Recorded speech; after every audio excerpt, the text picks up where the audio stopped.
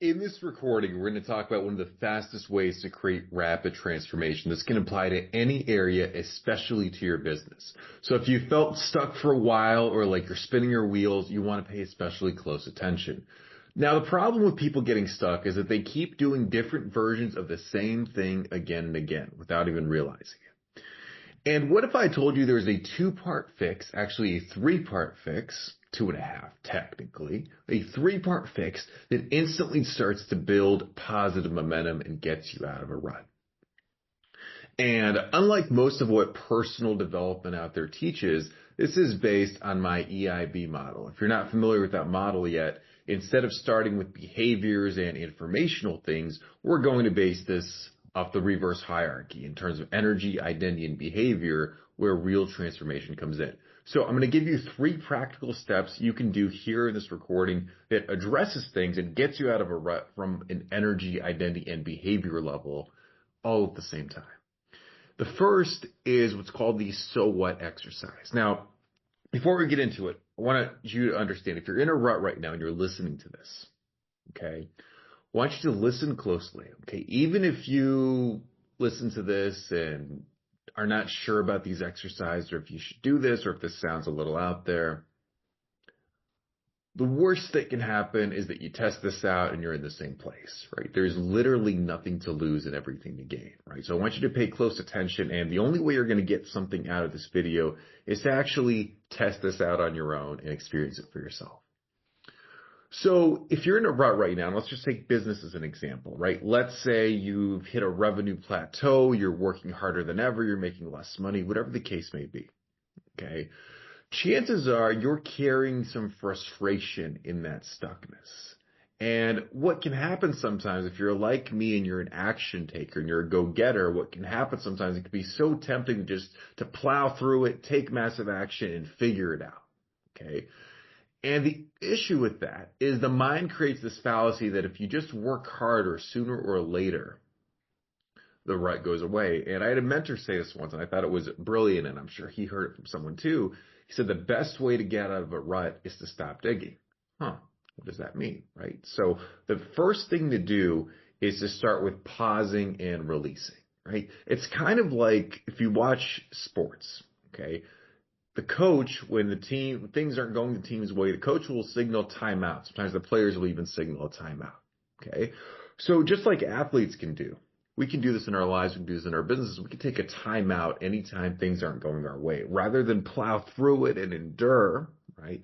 We can take, even if it's a 60-second timeout, to just relax, breathe, assess, calm down. That way we're coming from a more powerful place. And so this first exercise is something that you can do as you take a moment to pause during your timeout, okay? And the more frustrated you're feeling about the rut that you're in, the more important it is to start with this first exercise.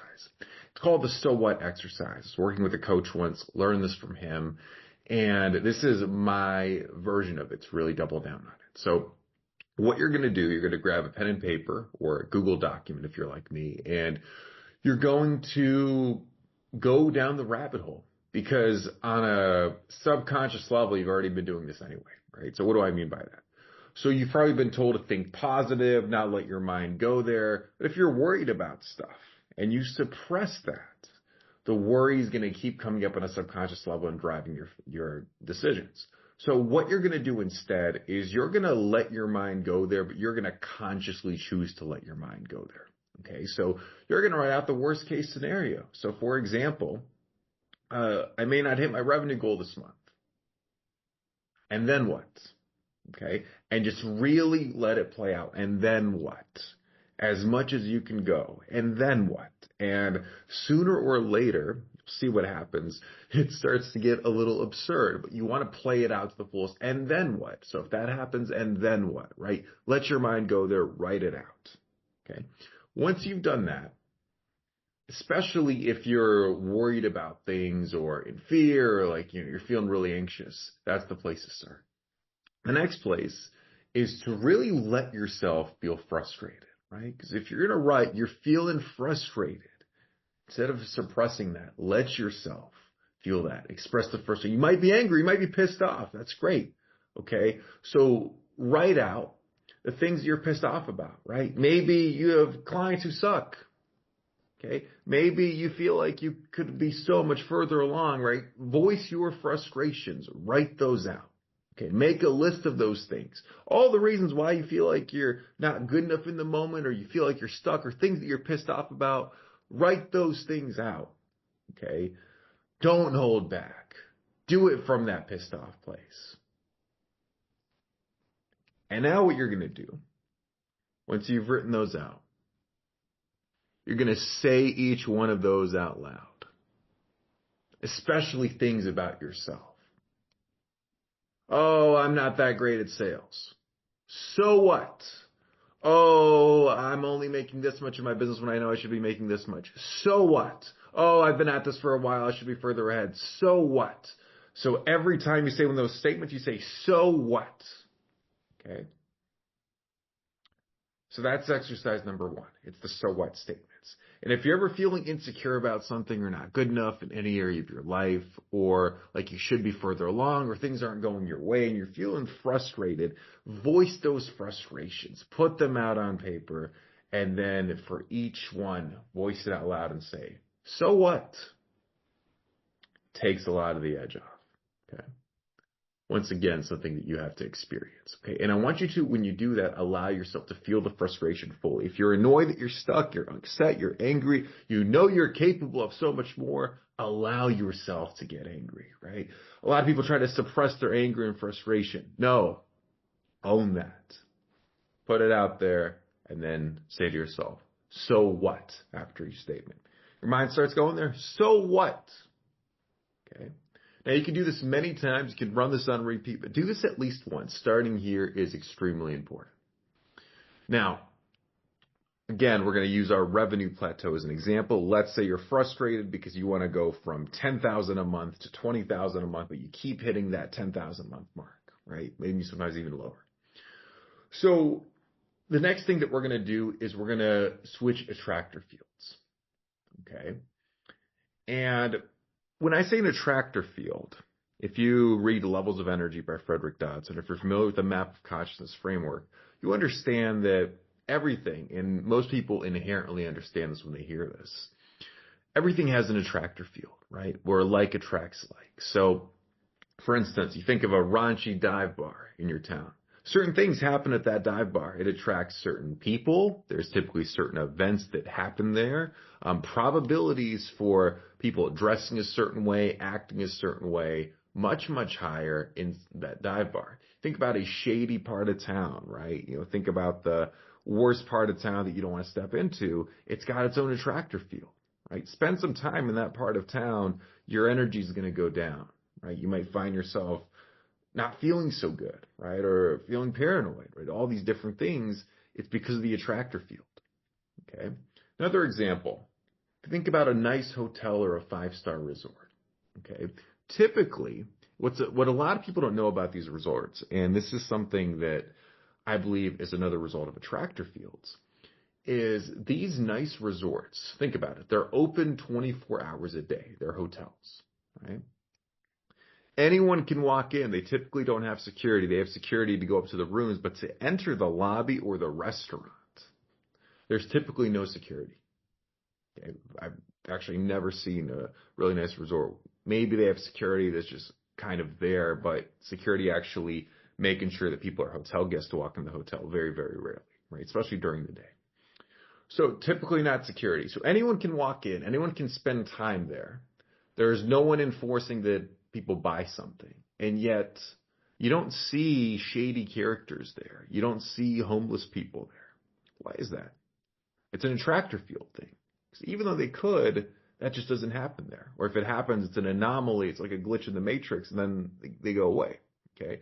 So what you're going to do is you're going to choose a new attractor field to spend time in. Okay. And back to our example, if you want to get past that revenue plateau and get out of that revenue rut, a great example would be a 5-star resort. So a Four Seasons or something similar near you. And if you don't have anything that's of that caliber, think of the nicest restaurant, like the fancy, bougie, high-end place, right? If you don't know what that is, Google it. Guarantee that's there somewhere near you. And if it requires you to drive a few minutes, worth it. Okay. Now, you're going to go to that resort. You're going to spend some time there, at least a few hours. Okay. Ideally, an entire afternoon. You don't have to spend a dime. Okay. You don't have to stay at the resort. You can just hang out there. Bring your laptop, bring a book, something to listen to. But you're going to spend some quality time there. Okay. And when you go, you're not showing up as yourself. You're going to pick an identity to model when you go. Okay. So what do we mean by that? So when we talk about identity inside of neuroquantum activation, my modality, we talk about the V-cubed framework. And if you're not familiar with the V-cubed framework, my definition of identity and how we define identity inside of neuroquantum activation comes down to three things. It comes down to vision, comes down to views, and it comes down to values. So what you're going to do is you're going to try on a new identity when you go to this new attractor field, to this new place, this resort in this example, right? And of course, when people work with us inside our programs, there's ways to go way deeper and truly install a new identity so it's permanent, so that you start to get the results that you want. For this exercise, though, this is more of imperfect action and building momentum. Okay, just getting you out of the rut, switching things up, interrupting the pattern. So faking it till you make it here in this example is just fine. So I want you to think of, when you think about trying on a new identity, I want you to think about method actors, right? In the theatrical world, the world of drama, a lot of actors subscribe to this methodology, method acting, where they literally become the character. And typically the best actors do that. And best example of this that a lot of people would know is Heath Ledger. When he played the Joker, he of course played a very dysfunctional, psychotic character, and he ended up taking his life because a lot of people thought he became the Joker, and he started to have those mental problems. So I'm not saying to go that deep, of course. And at the same time, for this exercise, really see if you can step into that role. And here's how you do. Here's some questions you can answer. Who are you modeling? So the easiest way to do this is you pick a celebrity or someone who's even a fictional character who you can admire in the area. So for example, let's say, go back to our business example, let's say there's a revenue plateau, right? Okay, who's someone in business? Maybe a CEO of a company, maybe another entrepreneur, someone who's a content creator. You can say, okay, cool, I really like their vibe. I really like their demeanor. They wouldn't have this problem, right? Or you perceive they wouldn't have this problem. So pick someone, okay? Now, what would that person wear? Okay, how would that person dress? Typically, they're going to be wearing something different than what you would wear, okay? The next question. Is there a video I can watch? Is there something I can listen to where I see that model in action? Could be a video on YouTube, right, where that person's sharing content. If it's a fictional character, could be a scene from a movie. It doesn't have to be long. It can be a 90-second clip. But I want you to watch that for their body language, their mannerisms, the tone of their voice, all these different things so your subconscious can start to pick up on it, okay? So give you another example, right, for dating. Let's say you want to be like the charismatic guy or the charismatic girl. Find a fictional character. Think of a movie. Look up a clip. Okay, I'm going to model. I'm going to show up resembling that character. I'm going to show up as that character to that new attractor field. Okay. And so what I want you to do is pick a character, find a video you can model, dress as that character, okay, and commit to portraying that character when you go to this new place. And what I want you to do is I want you to pick a song. It can be any type of song, but pick a song that makes you think of that character. Okay? And what I want you to do, this is called building an anchor, is I want you to go into that new place, that new attractor field as that character. Okay? And if you're driving there, you're walking there, however you're getting there, that song that you picked, I want you to actually, after this video, pick that song, right? Song that makes you think of that character, that reminds you of that character, okay? Remind you of that person.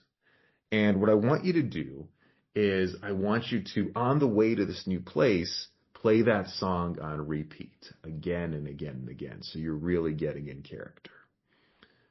and to at least spend a few hours at this new place as this new character. Now, when you're there, when you're at this new place, let's take the business example. Okay. I want you to spend some quality time in that new environment with yourself as that character.